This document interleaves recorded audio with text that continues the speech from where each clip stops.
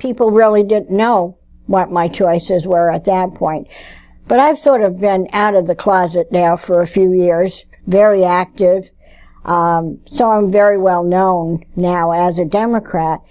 I'm Marie Greco, and I am a Greene County Democrat. Hi, I'm Terry McSoy, and I'm a Greene County Democrat. I'm Dixie Baldry, and I'm a Greene County Democrat. My name is Tommy Burke, and I'm a Greene County Democrat. My father, who worked in the garment center when I was a young person, he was a Democrat. I came from a divided family. My mother worked at the New York Stock Exchange, and she was a Republican, a very strong Republican who loved Roosevelt. So, figure that out. My family was involved in politics. My mother's family had been in Coxsackie for 2 generations. My grandfather was judge and I think Democratic chairman and councilman, and it was a local businessman, a popular guy, a popular Democrat in the 30s. My parents didn't actually talk politics.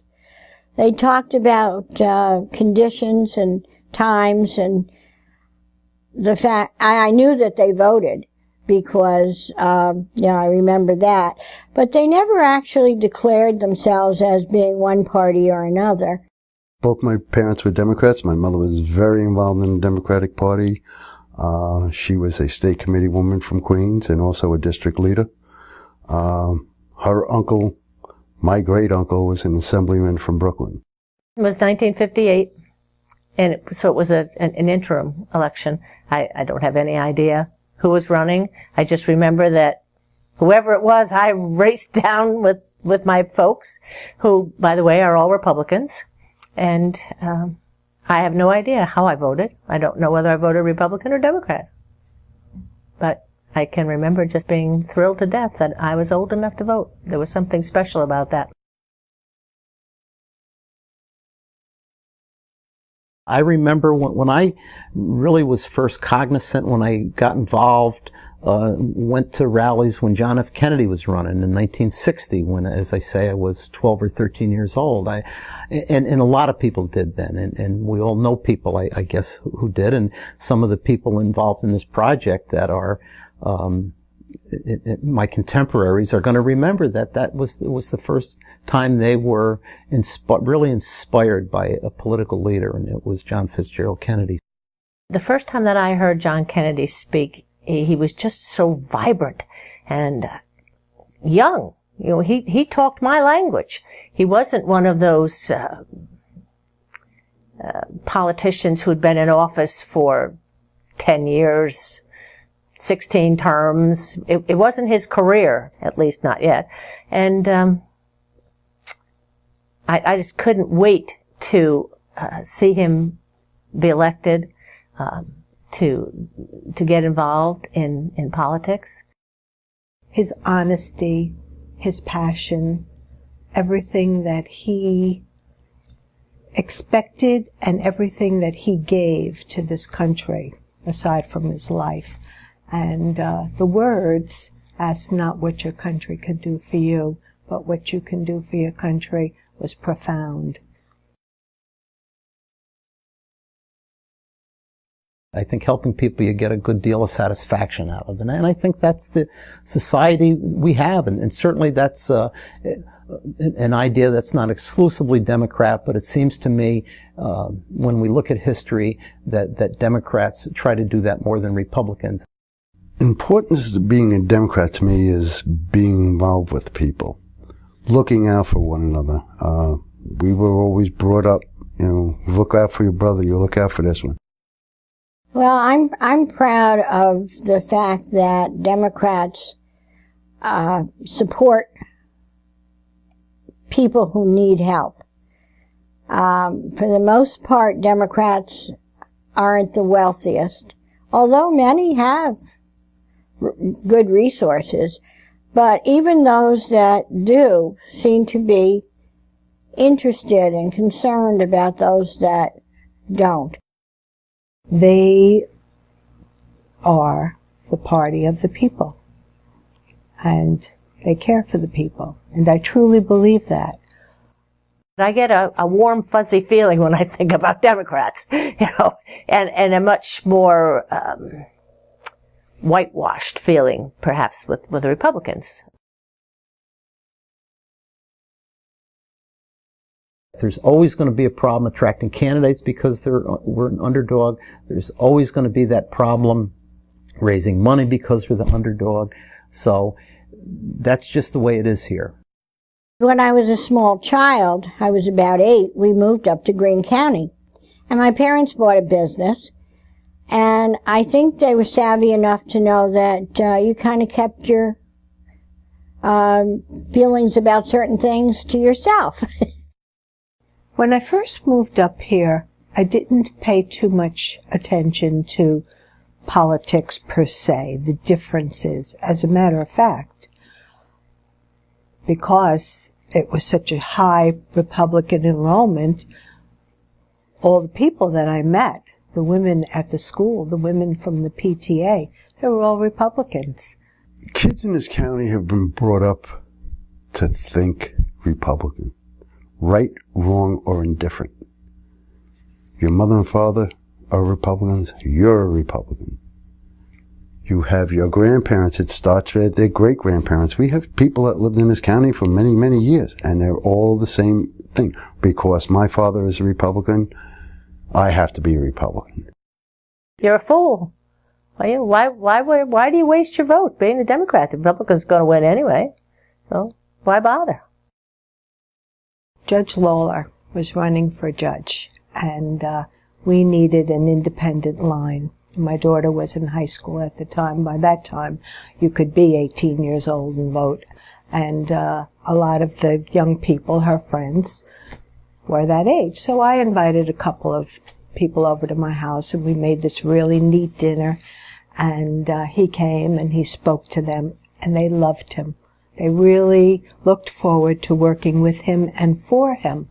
And we had asked them, and we taught them how to carry the petitions. And they were all gung-ho for it. Well, the very next day, the phone rang. Mrs. Greco, I am so sorry. I won't be able to do this for you. My father said he would break my legs. I said, oh, well, we will miss you.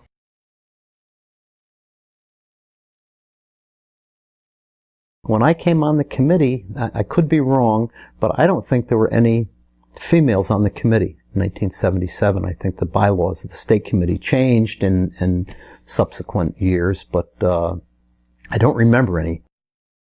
When I first became involved in politics, women were in the background, I felt. We were the envelope stuffers. We were there to get our men elected. Once I started getting involved, I was asked to run for assessor. I ran for assessor. Of course, I lost, but you have to give it that shot. And then a few years later, for council, and council again. The town of Catskill has never had a woman supervisor. They had one woman, a Republican, on the board many, many years ago. There has not been a woman on the board since. We have tried to elect women. It hasn't worked. I myself ran for town supervisor. I knew, number one, as a woman, and number two, as a Democrat, I was not probably going to win. And my daughter even said to me, now, Mom, you're not going to cry if you don't win. And I said, oh, heavens no. I won't be crying. I remember when Harry's dad ran for county legislator. Of course, it wasn't successful. Most people weren't if you were a Democrat. It was just pull that lever. But as I said, the Democrats have showed people in Greene County how to get off that line. And it's proven because we do have legislators now in the county legislature where we didn't have it before. When I ran for supervisor, I really didn't know about the supervisor's position because I was a woman. And this is a little town on the mountaintop, and I won't say that they wouldn't elect a woman, but it was questionable whether or not, some people would vote for a woman. And I did win. And I was not only excited to have the opportunity to serve in a capacity as supervisor, but I was excited that my town had the guts to elect a woman. So. I think my first campaign was 1977, and I looked at a town board that in 1977 that hadn't had a Democrat since 1940 on it. And I said, I don't know if I can beat them, but maybe I can make them run better candidates. Jobs. I think that we have to focus on creating business so that people locally can work. We need to create opportunities for children so that my children could return, and that most of our parents would like to have their children have the opportunity to be educated, and if they were, we'd love them to return and take their part in society in Greene County, but that's not happening. Well, I think it's very important to protect the businesses that are already here. We seem to be working on getting new business, which is good, but we have businesses that need help, and some of them have been closing. There's no reason in this country why anybody should go to bed hungry. None. And that not has something to do with being a Democrat or Republican. But it also doesn't have to be something that the government is responsible for. You know, that doesn't necessarily be a government job. We need to take an objective look at everything we do and how we do it, and not just get involved in the rhetoric, throw everybody out. I mean, most of the people are I think, well-meaning, well-intentioned representatives, and it doesn't have to be complicated. But we need to have more skill sets than we used to have. That's for sure.